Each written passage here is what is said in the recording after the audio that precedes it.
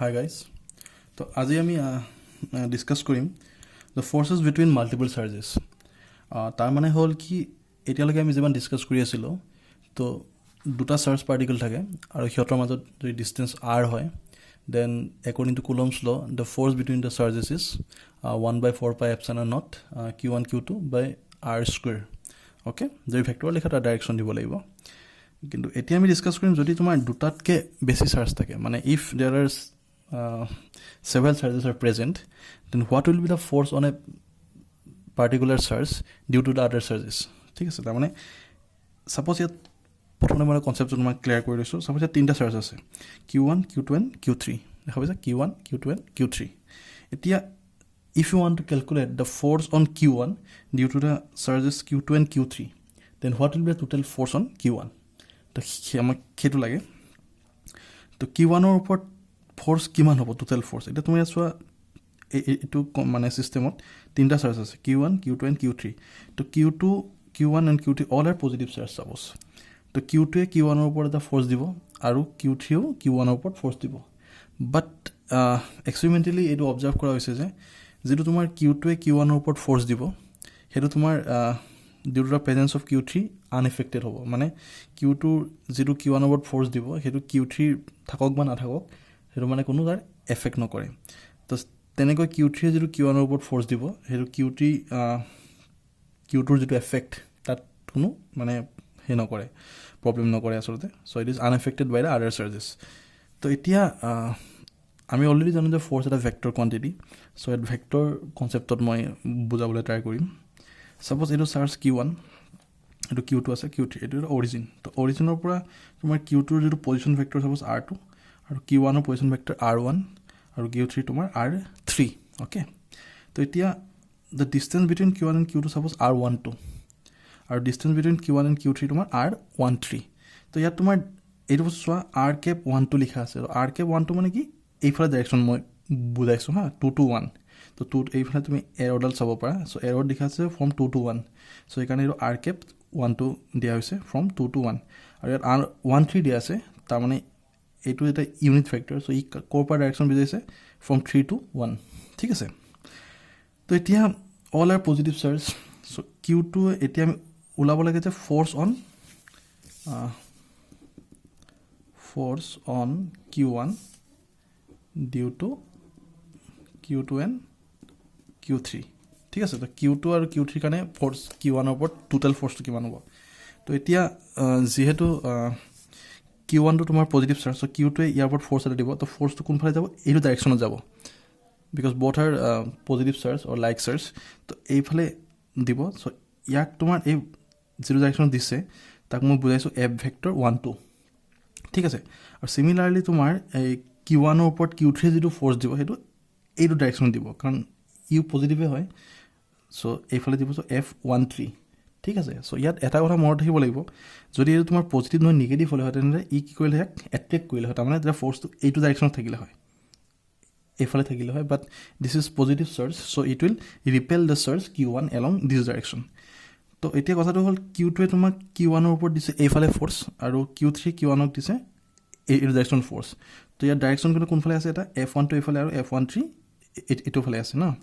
তো এতিয়া প্ৰথম এইফালে যদি এটা ভেক্টৰ থাকে আৰু এইফালে যদি এটা ভেক্টৰ থাকে, তো ফাৰ্ষ্ট ইয়াৰত আমি পাইছোঁ যে পেৰেল'গ্ৰাম ল'। তো ৰিজাল্টেণ্ট ভেক্টৰটো কোনফালে থাকিব, সদায় এইফালে থাকিব, গম পাইছে ন, ৰিজাল্টেণ্ট ভেক্টৰ। তো এইটো হ'ল তাৰ ৰিজাল্টেণ্ট ভেক্টৰ, যে there is a total force on charge Q1 due to charge Q2 and Q3। তো এইফালে থাকিব। চ' যদি তুমি ভেক্টৰ টাৰ্মছত লিখা দেন F1 ভেক্টৰ গ'লে কিমান হ'ব, F12 vector plus F13 vector. ঠিক আছে, তো এই কনচেপ্টটো মানে ক্লিয়াৰ হৈছে ফ্ৰম পেৰেল'গ্ৰাম ল'। এতিয়া what is the value of F12? তো F12ৰ ভেলুটো কিমান? তো F12 আছিলে কি, force on Q1 due to charge Q2। তো ইহঁতৰ মানে ডিষ্টেঞ্চটো কিমান কৈছিলোঁ, R12। তো F12 যদি ভেক্টৰ টাৰ্মছত লিখা, again you have to keep all these things in mind that if you write any quantity in vector term, then you have to give the magnitude as well as the direction. Okay, so প্ৰথমতে ইয়াৰ magnitude দিব লাগিব. So what is the magnitude? The magnitude is there are two charge particles, you can see Q1 and Q2, and their distance is R12. So Q1 Q2 4 pi epsilon naught r12 square. So this is the magnitude. Now you have to provide the direction. So direction to কোনফালে আছে, force to এফালে আছে, তো এই direction to কি বুলি ধৰা আছে তোমাৰ r cap 1 2. So ইয়াত দিছো r cap 1 2, ঠিক আছে, তো এইটো f12 ভেক্টৰটো লিখা গ'ল. So similarly you can write f13. তো f13 টো কেনেকৈ লিখিবা, ইহঁতৰ মাজত ডিসটেন্স কিমান r13. তো ইয়াৰ ম্যাগনিটিউড কিমান হ'ব, ফ'ৰ্চ চাৰ্জ দুটা কোনকেইটা q1 and q3. So এই দুটা চাৰ্জ হয়, তো সেইকাৰণে ইয়াৰ ম্যাগনিটিউড হ'ব কিমান q1 q3 4 pi epsilon naught r13 square, আৰু ইয়াৰ ডাইৰেকশ্যন এইফালে আছে এইকাৰণে r13, ঠিক আছে. Then what is the net force f1, আমি অলৰেডি পাইছোঁ f1 মানে f12 প্লাছ f13. তো ইয়াত তুমি এতিয়া ভেলুকেইটা পুট কৰি দিয়া f12 আৰু f1 কিয় পাইছা, তো ইয়াৰ ভেলুকেইটা কিমান পালা, f12 আছিলে এইটো আৰু f13 এইটো. তো ইয়াৰ পৰা যদি দুইটা বহাই দিয়া then you can take this term as a common 1/4 by epsilon naught, ঠিক আছে, আৰু এতিয়া এইটোত নাম আহিব. চ' যদি তোমাৰ তিনিটা চাৰ্জ থাকে দেন q1 ৰ ওপৰত what is the total force on q1 due to charge q2 and q3 আমি এনেকৈ কেলকুলেট কৰিব পাৰোঁ. চিমিলাৰলি তোমাক যদি সোধে যে what is the total force on q2 due to charge q1 and q3, কাৰণ q1 আৰু q3 ইয়াৰ ওপৰত এটা ফ'ৰ্চ দিব, তেতিয়াও আমি কেলকুলেট কৰিব পাৰিম. তেতিয়া এটা কথা মনত ৰাখিব লাগিব, q1 আৰু q2 যিটো ডিষ্টেঞ্চ সেইটো r1 ঠিক আছে, বাট q2 ওপৰত যদি ফ'ৰ্চ লওঁ তেতিয়া q2 আৰু q3 ডিষ্টেঞ্চটো কেলকুলেট কৰিব লাগিব এইটো, ঠিক আছে, এইটো আমি 2 3 বুলি ধৰি ল'ব পাৰোঁ. চিমিলাৰলি q3 ওপৰতো কিমান ফ'ৰ্চ দিছে q1 and q2 সেইটো উলিয়াব পাৰি. আৰু ইয়াকে তোমাৰ এনেকৈ যদি দুটাতকৈ বেছি চাৰ্জ থাকে then you can calculate the total force on any charge due to the presence of other charges, ঠিক আছে. এতিয়া আমি চাওঁ যদি তিনিটা নহয় যদি বহুতটা মানে চাৰ্জ থাকে তেতিয়া কি কি হ'ব পাৰে বস্তুটো.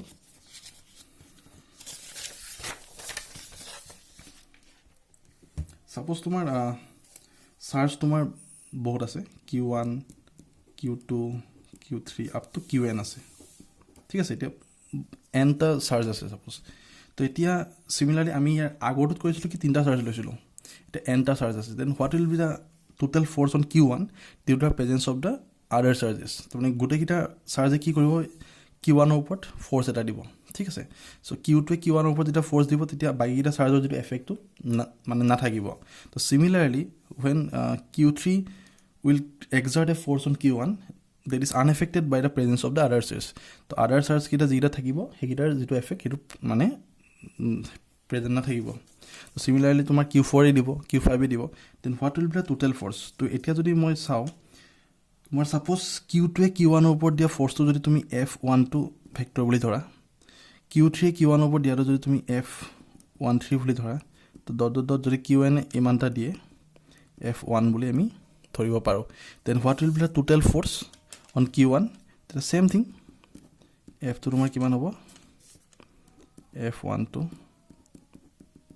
f13 এইফালে আহিব কিমান f1n, ঠিক আছে, এইটো থাকিব.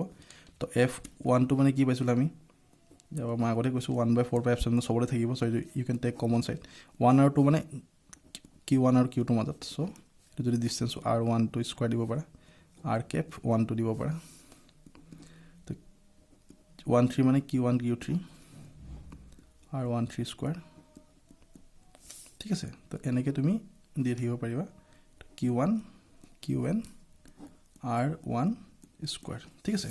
তো এইটো এনেকৈ লিখিব পাৰি. তো this is the total charge on q1 due to the other charges. So' একদম তুমি চামেশ্যনত লিখা, চামেশ্যনত লিখিব পাৰি. তো আইটো তোমাৰ 2ৰ পৰা nলৈ যাব, ঠিক আছে.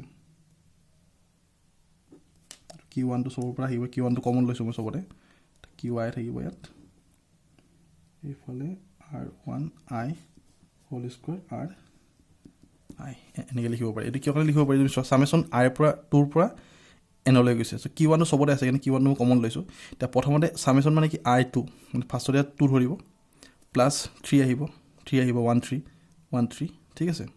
তো তেনেকৈ তোমাৰ বস্তুটো কি হৈ থাকিব গৈ থাকিব. আৰু ইয়াকে কোৱা হয় তোমাৰ কি প্ৰিন্সিপাল অফ ছুপাৰপজিশ্যন, ঠিক আছে, or forces due to the other charges all the charges on a particular charge. তো এইটো বহুত ইম্পৰ্টেণ্ট থিয়ৰেম আৰু ইয়াৰ কনচেপ্টটো বহুত ইম্পৰ্টেণ্ট, আৰু স্পেচিয়েলি ভেক্টৰ কনচেপ্ট আমি ইউজ কৰিব লাগিব, কাৰণ গোটেইকেইটা আমি পজিটিভ ধৰিছোঁ যেতিয়া আমি নিউমেৰিকেল কৰিম তেতিয়া গম পাম যদি এটা পজিটিভ এটা নিগেটিভ হয় তেতিয়া ভেক্টৰ ডাইৰেকশ্যনো কোনফালে থাকে ঠিক আছে চ' আজিলৈ এইটোৱে আছিলে থেংক ইউ